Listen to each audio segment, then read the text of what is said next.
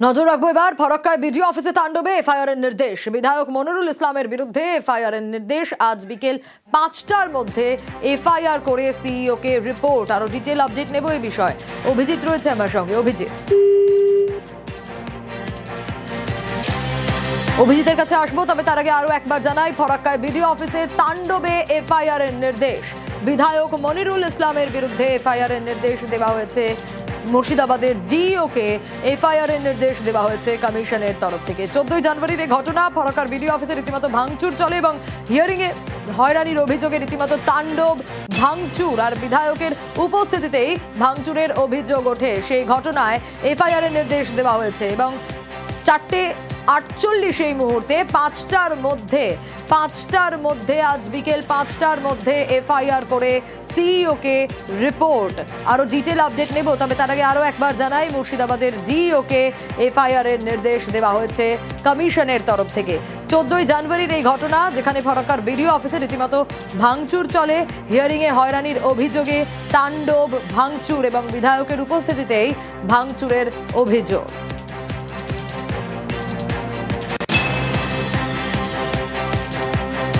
আরো বিস্তারিত বিষয়ে জানাতে পারবে অভিজিৎ রয়েছে আমার সঙ্গে। অভিজিৎ, 5টার মধ্যে, আজ বিকেল 5টার মধ্যে এফআইআর করে সিইও কে রিপোর্ট, কি নির্দেশ দেওয়া হয়েছে এক্স্যাক্টলি? সোনিয়া, গত 14 জানুয়ারি ফারাক্কার বিডিও অফিসে যে তাণ্ডবের অভিযোগ উঠেছিল এবং যে ভিডিও নির্বাচন কমিশনের হাতে এসেছিল, তার পরিপ্রেক্ষিতে তারা আজকে সেখানকার ইলেকশন অফিসার, জেলার ইলেকশন, মুর্শিদাবাদ জেলার ইলেকশন অফিসার অর্থাৎ ডিস্ট্রিক্ট ইলেকশন অফিসার ডিইও তথা জেলা শাসককে নির্দেশ দিয়েছে যে ফারাক্কার যে এমএলএ রয়েছেন, বিধায়ক রয়েছেন মনিরুল ইসলাম, তার বিরুদ্ধে দ্রুত বা অবিলম্বে এফআইআর দায়ের করে সেই কমপ্লায়েন্স রিপোর্ট বিকেল 5টার মধ্যে জানাতে হবে। অর্থাৎ আনুষ্ঠানিকভাবে যে এফআইআর করা হয়েছে সেই রিপোর্ট বিকেল 5টার মধ্যে নির্বাচন কমিশনের দপ্তরে জানাতে হবে। বিকেল 5টা বাজতে আর বেশিক্ষণ বাকি নেই, প্রায় 10-12 মিনিট বাকি আছে। ফলে বিকেল 5টার মধ্যে সেই রিপোর্ট এসে পৌঁছবে কিনা এখন সেটাই দেখার। তবে এখনো পর্যন্ত যেটুকু জানা গেছে, নির্বাচন কমিশনের মুখ্য নির্বাচনী আধিকারিকের কার্যালয় থেকে, সেখান থেকে ডিস্ট্রিক্ট ইলেকশন অফিসার অর্থাৎ মুর্শিদাবাদের ডিস্ট্রিক্ট ইলেকশন অফিসার তথা জেলা শাসককে নির্দেশ দেওয়া হয়েছে ফরাক্কার বিএলও অফিসে যে তাণ্ডব ঘটেছিল সেই ঘটনায় ফরাক্কার এমএলএ তথা বিধায়ক মনিরুল ইসলামের বিরুদ্ধে দ্রুত এফআইআর করে সেই এফআইআর এর রিপোর্ট কমপ্লায়েন্স রিপোর্ট হিসাবে নির্বাচন কমিশনের দপ্তরে পাঠানোর নির্দেশ দেওয়া হয়েছে। সোনিয়া, বেশ।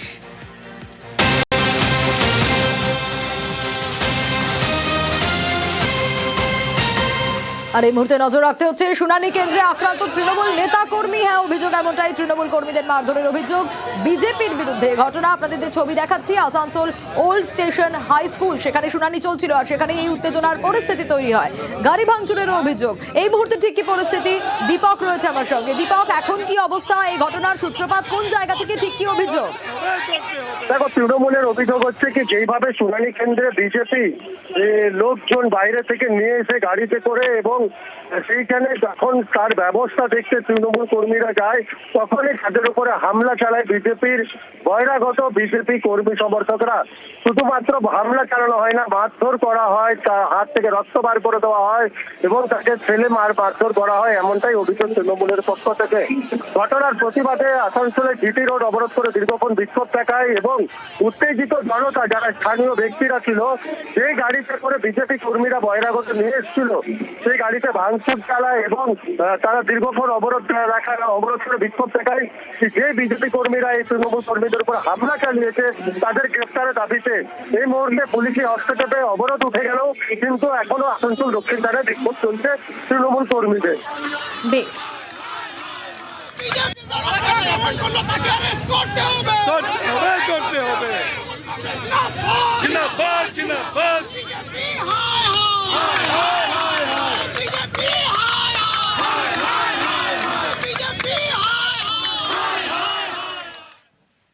আর শুনানির লাইনে অসুস্থ দুই মহিলা, আমডাঙ্গায় হিয়ারিং আর সেখানে হয়রানির অভিযোগ উঠে আসছে। আমডাঙ্গা ব্লকে 52,000 ভোটারকে নোটিশ। যে ছবি আপনাদের দেখাচ্ছি, আমডাঙ্গায় হিয়ারিং হয়রানির অভিযোগ, শুনানির লাইনে অসুস্থ দুই মহিলা, আমডাঙ্গায় হিয়ারিং হয়রানির অভিযোগ। আরো বিস্তারিত আরো বিস্তারিত জানাবে জিয়াউল রয়েছে আমার সঙ্গে। জিয়াউল, একদিনে শুনানিতে লাইনে ৪,৫০০ ভোটার। একদম, দেখো শুধুমাত্র আমডাঙ্গা ব্লকে ৫২,০০০ মানুষকে কিন্তু হিয়ারিং এ ডাকা হয়েছে এবং তার মধ্যে শুধুমাত্র আজকের জন্য ৪,৫০০ মানুষ তারা কিন্তু হিয়ারিং এর জন্য এসেছেন এবং তাদেরকে ডাকা হয়েছে নোটিশ দিয়ে। ফলে চরম হয়রানির শিকার এবং সকাল থেকে তারা কেউ ভোর থেকে কেউ একেবারে সকাল ৬টা থেকে কিন্তু তারা সকাল এই লম্বা লাইন দিয়ে রয়েছে। ফলে এখনো পর্যন্ত একাধিক ভোটার তারা কিন্তু সকাল থেকে লাইন দেওয়ার ফলে অসুস্থ হয়ে রয়েছে, অসুস্থ হয়ে পড়েছে, তাদেরকে হাসপাতালে নিয়ে যাওয়া হয়েছে।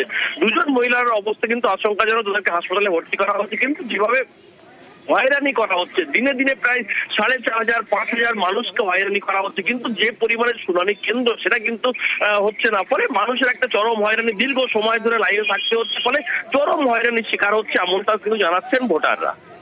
বেশ,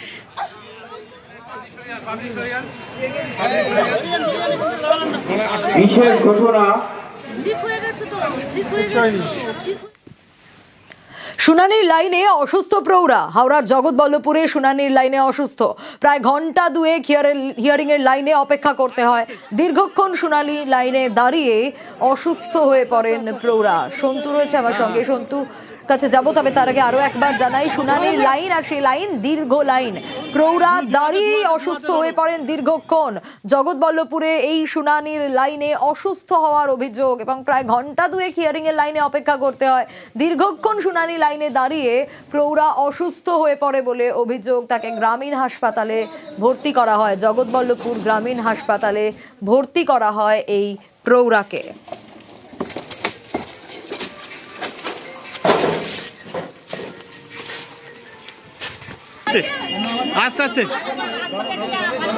জগদলপুর বিডিওতে হিয়ারিং চলছিল। ভদ্রমহিলার 60-এর ঊর্ধ্বে বয়স। সকাল থেকে লাইন টেনে টেনে লাইনে থাকাকালীন হঠাৎ মাথা ঘুরে যায়। মাথা ঘুরে যাওয়ার পরে ওখান থেকে আমরা জল টল দেওয়া হয় ওনাকে। কিন্তু এই বৃদ্ধ বয়সে মানুষকে হ্যারাসমেন্ট, কেন্দ্র সরকার যেভাবে একটার পর একটা শুধুমাত্র মানুষকে বিভ্রান্তি করার জন্য আজকে মানুষের এই দুর্ভোগ। ভেজাল রুখতে রাজ্যের পদক্ষেপে সন্তোষ প্রকাশ হাইকোর্টের। সবজি, ফল, মাছ, মাংস, দুধে কৃত্রিম রাসায়নিক খাবারে ভেজাল রুখতে নিয়মিত রাজ্যকে অভিযান করতে হবে। জনস্বার্থ মামলায় নির্দেশ প্রধান বিচারপতির ডিভিশন বেঞ্চের। কি নির্দেশ দিলেন প্রধান বিচারপতির ডিভিশন বেঞ্চ? আরো বিস্তারিত জানাতে পারবে অর্ণব রয়েছে আমার সঙ্গে। অর্ণব, ঘটনার সূত্রপাত পশ্চিম মেদিনীপুর জেলা থেকে এবং সেখানে ক্ষীরপাই থানার অন্তর্গত এক ব্যক্তি খাবার কিনতে যান এবং খাবার পণ্য কিনতে যান এবং সেখানেই একাধিক রাসায়নিক বা ভেজাল মেশানোর তিনি অভিযোগ করেন। কোনো ব্যবস্থা না হয় সিআইডি তদন্ত এবং একই সঙ্গে রাজ্য জুড়ে ভেজাল খাবার পণ্য, কার্যত কৃত্রিম রং, ফলের ক্ষেত্রে বা সবজির ক্ষেত্রে বিভিন্ন রাসায়নিক স্প্রে করে সেগুলিকে কার্যত এবং নিস্তেজ ছবি সেগুলিকে টাটকা করা, এই যে চারিদিকে ভেজাল কারবার চলছে সেগুলো রুখতে যাতে সক্রিয় হয় রাজ্য প্রশাসন, এই মর্মে জনস্বার্থ মামলা হয়। প্রধান বিচারপতি সুজয় পাল এবং বিচারপতি পার্থসারথী সেনের ডিভিশন বেঞ্চের নির্দেশে রাজ্য সরকার আজ রিপোর্ট পেশ করে। রাজ্যের তরফে স্বাস্থ্য দপ্তরের যিনি অতিরিক্ত সচিব তিনি এই রিপোর্ট পেশ করে জানান যে ইতিমধ্যে 2019 সাল থেকে FSSAI অর্থাৎ ফুড সেফটি অ্যান্ড সিকিউরিটি যে ইন্ডেক্স আমাদের রয়েছে দেশ জুড়ে চালু হয়েছে, সেই বছরে আমাদের 15তম খাদ্য সুরক্ষা সূচক থাকলো। বর্তমানে তার 6 নম্বরে আমরা উঠে এসেছি গোটা দেশের নিরিখে এবং 176 জন খাদ্য ফুড সেফটি অফিসার রয়েছে রাজ্য জুড়ে। এছাড়াও 30টা কার্যত ভ্রাম্যমান পরীক্ষাগার রয়েছে যাতে অন স্পট বিভিন্ন খাবার সেগুলো অনুমান পরীক্ষা করা যায়। এছাড়াও রাজ্য নিজেদের উদ্যোগে একটি মাইক্রোবায়োলজি ল্যাব তৈরি করেছে, 3টে সাধারণ ল্যাবকে সেটা আরো আধুনিক করেছে। এর পাশাপাশি 3 জন নির্দিষ্টভাবে ফুড সেফটি ইন্সপেক্টিং অর্থাৎ যারা যাচাই করে সেরকম অফিসার র্যাঙ্কে 3 জন। এছাড়াও বিভিন্ন জেলাতে প্রায় 30 জন ডেজিগনেটেড অফিসাররা রয়েছে পুরো বিষয়টা করার জন্য। এছাড়াও হঠাৎ করে তারা অভিযান চালায়।